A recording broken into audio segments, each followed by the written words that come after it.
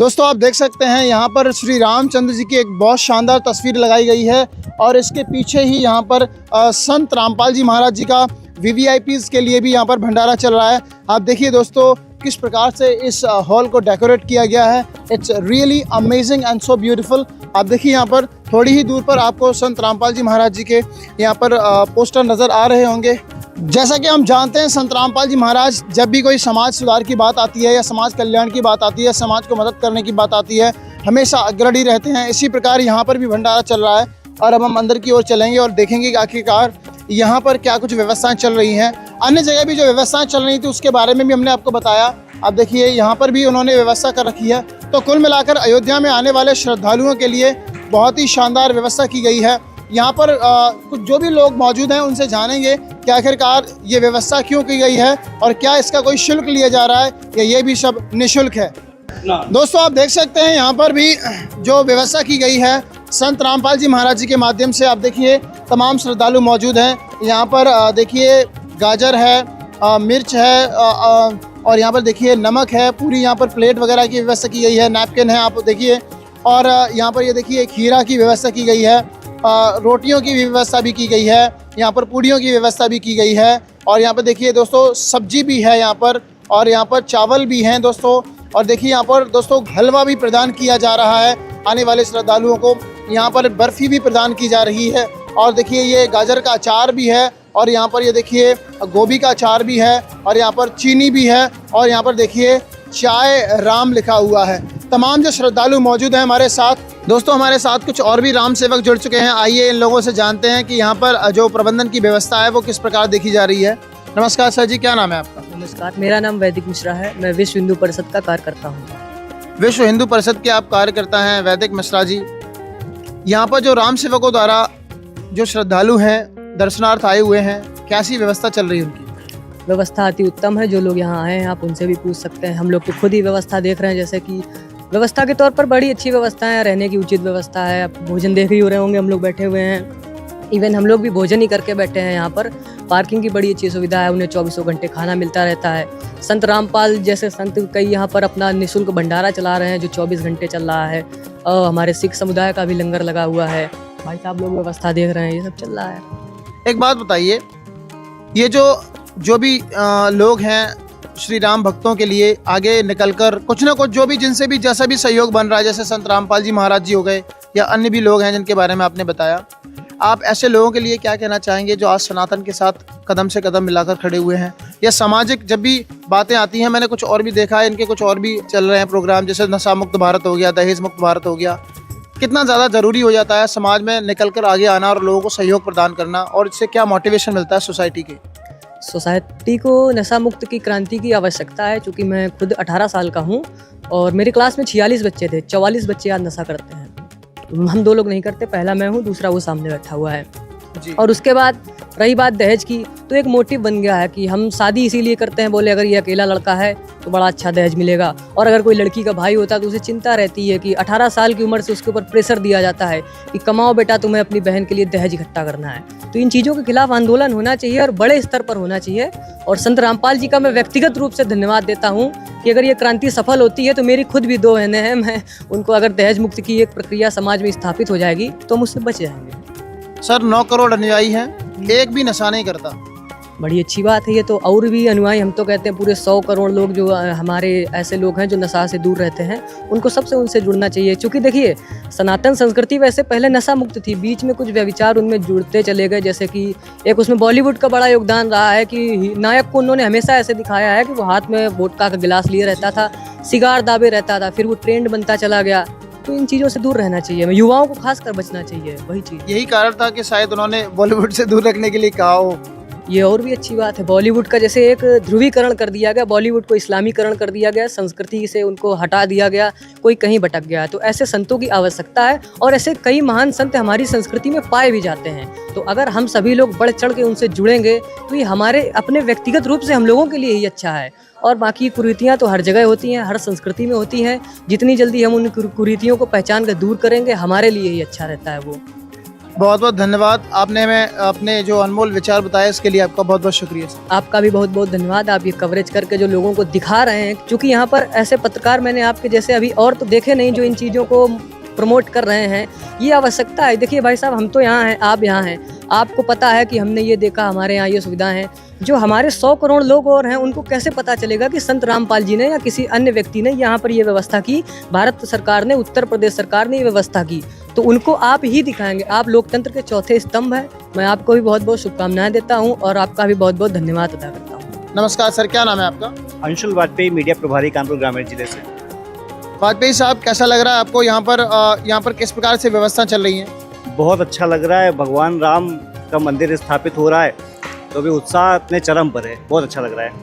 यहाँ पर राम सेवकों द्वारा कैसी व्यवस्था की गई है यात्रियों के लिए, श्रद्धालुओं के लिए? यहाँ पर मानवेंद्र जी द्वारा, राम प्रताप जी के द्वारा बहुत ही अच्छी व्यवस्था हो रही है और हम सब लोग राम सेवक जो भी हैं वो उसमें सहभागिता कर रहे हैं। परिवहन की, प्रसाद वितरण की, सबके आवास की, ये सभी व्यवस्था की जिम्मेदारी हम लोग को जैसे दी गई है, तो हम लोग उसी के अनुसार कार्य कर रहे हैं। सर, ये संत रामपाल जी महाराज जी के सानिध्य में सतलोक आश्रम धनाना की ओर से जो भंडारा आयोजित किया जा रहा है, इस प्रकार के लोगों के लिए आप क्या कहना चाहेंगे? इस प्रकार के संतों के लिए आप क्या कहना चाहेंगे? बहुत अच्छे संत हैं और हर राम भक्त बहुत खुश हो रहा है, उनकी से अच्छी सेवाएं दे रहे हैं। सभी राम भक्त पूर्णतया संतुष्ट हैं। सर, एक बात बताइए, संत रामपाल जी महाराज जी के हमने विचार जाने जी। तो उन्होंने अपने सभी अनुयायियों को एक हिदायत दी है कि हमें बॉलीवुड को बिल्कुल भी प्रमोट नहीं करना है, क्योंकि जिस हिसाब से बॉलीवुड ने हिंदुस्तान की कल्चर को आघात पहुंचाया है, भारतीय संस्कृति को आघात पहुंचाया है, वो बहुत ज़्यादा बेकार काम किया बॉलीवुड ने। संत रामपाल जी महाराज जी का कोई भी शिष्य मैंने गाने सुनते हुए नहीं सुना, बॉलीवुड की कोई मूवी नहीं देख रहे हैं, नाच गान अश्लील गानों से वो दूर हैं, नशा से दूर हैं और दहेज मुक्त विवाह करते हैं। कितना ज़्यादा ज़रूरी हो गया है वर्तमान समय में इसके महत्व को समझना। हमारे दर्शकों को बताइए, आप मीडिया से हैं। कि जो बॉलीवुड पे जो मूवीज़ रिलीज़ हो रही हैं, तो उन पे इस टाइप का प्रतिबंध लगाया जाए, तो जब इस प्रकार का होगा तो निश्चित रूप से कंट्रोल होगा और कंट्रोल हो गए हम लोग पब्लिक को वही दिखाएंगे जो हमारे धर्म के लिए बढ़ाने के वाला हो, जो हमारे सनातन धर्म को बढ़ाने वाला हो, तो निश्चित रूप से ये हमारे लिए अच्छा रहेगा। तो जब ये प्रतिबंध लगेगा तो निश्चित रूप से हमारे विचार अच्छे होंगे और जब विचार अच्छे होंगे तो उसी प्रकार के हमारे कार्य भी जो हैं वो अच्छे होंगे। तो रामपाल जी का अच्छा कार्य है। वाजपेयी जी, आपने जो अपने विचार रखे, आपका बहुत बहुत धन्यवाद हमसे जुड़ने के लिए। Thank you so much. धन्यवाद। जय श्री राम। नमस्कार सर, क्या नाम है आपका? मेरा नाम अनिरुद्ध शुक्ला है, मैं कानपुर से हूँ, भाजपा कानपुर ग्रामीण में जिले का मंत्री हूँ। सर, कैसी व्यवस्थाएं हैं राम सेवकों द्वारा यहाँ पर? क्या कहना चाहेंगे आप लोगों को? यहाँ पर किस प्रकार से सुविधाएं प्रदान की जा रही हैं? ये जो पूरा अपना कैंपस है, इसको नव अयोध्या टेंट सिटी के नाम से हम लोगों ने जाना। इसमें 5 तरीके के अपने नगर हैं, आंजनेरी, चित्रकूट, प्रयाग, मिथिला। इस प्रकार से अपने सब जो पूरे प्रदेश से आए हुए कार्यकर्ता स्वयंसेवक हैं, लगातार उन्हें पूरे देश से आए राम भक्तों की सेवा में लगे।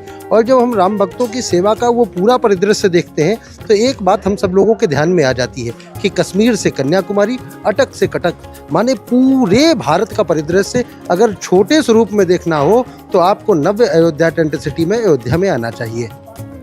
सर, जैसा कि हम देख रहे हैं यहाँ पर बहन बेटियाँ भी आ रही हैं, उनकी सुरक्षा को लेके क्या कुछ इंतजाम किए गए हैं? तो हमारा तो पहला उद्देश्य है कि माताओं की, बहनों की पूजा करके, उनकी आराधना करके, उनका आशीर्वाद लेकर के और भगवान राम के काम को पूरे देश में, पूरे प्रदेश में, पूरे विश्व में आगे बढ़ाना है। श्री राम भक्तों के लिए पूरे देश विदेश से यहाँ पर लोग आ रहे हैं, पूरे हिंदुस्तान से। तो मैं देख ही रहा हूँ, मैं खुद भी यहाँ पर 5-6 दिनों से हूँ।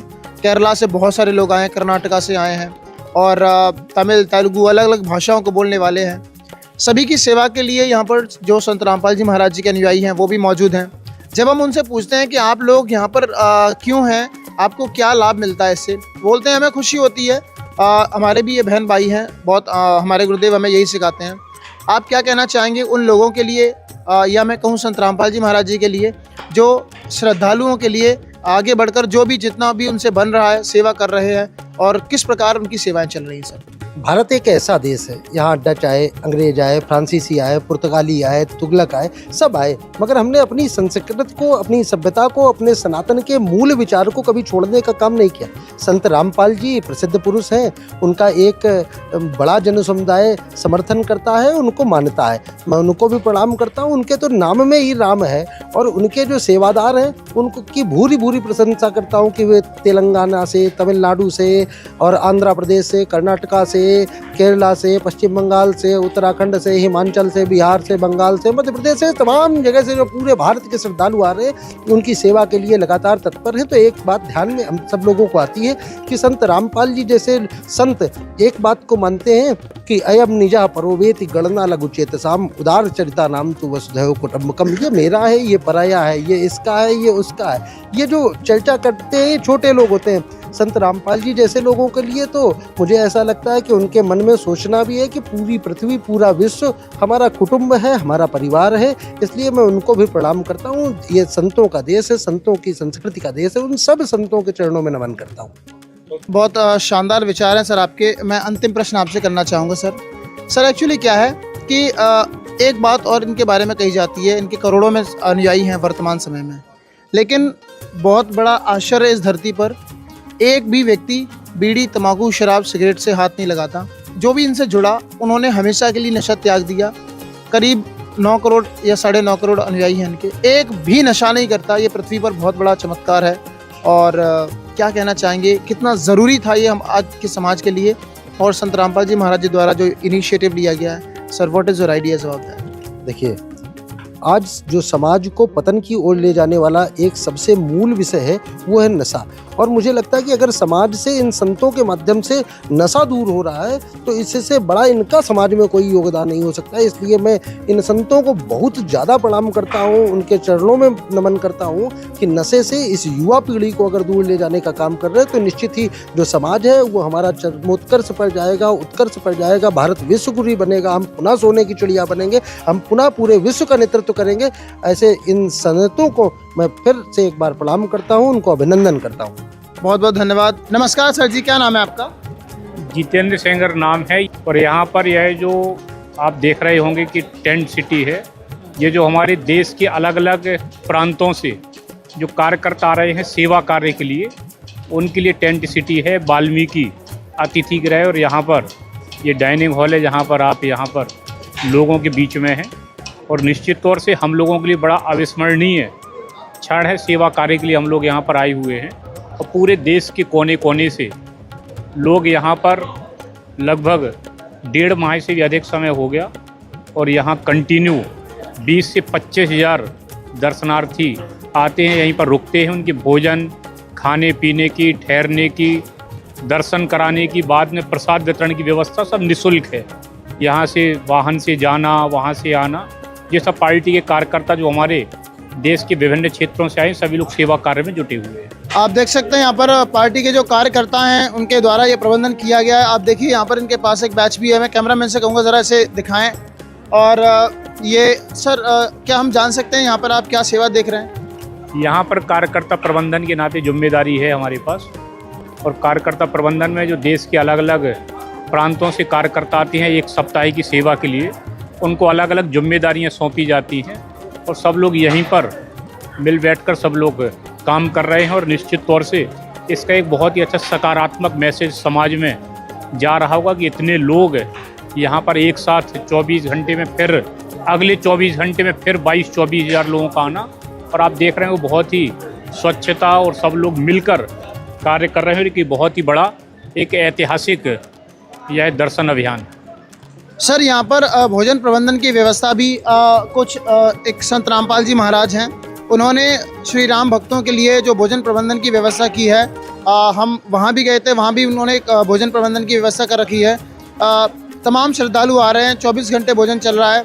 क्या कुछ कहना चाहेंगे आप संत रामपाल जी महाराज जी के लिए? यह अच्छा कार्य है, महाराज जी के द्वारा पुनीत कार्य हो रहा है। देश के कोने कोने से राम भक्तों के लिए प्रसाद की व्यवस्था की गई है। इसके अलावा भी 15-16 हमारे भंडारे और भी चल रहे हैं अयोध्या में, टेंट सिटी के अंदर भी, बाहर भी। और जो ये लोग कार्य कर रहे हैं निश्चित तौर से बहुत पुनीत दैवी कार्य कर रहे हैं, बधाई की पात्र है। बहुत बहुत धन्यवाद सर।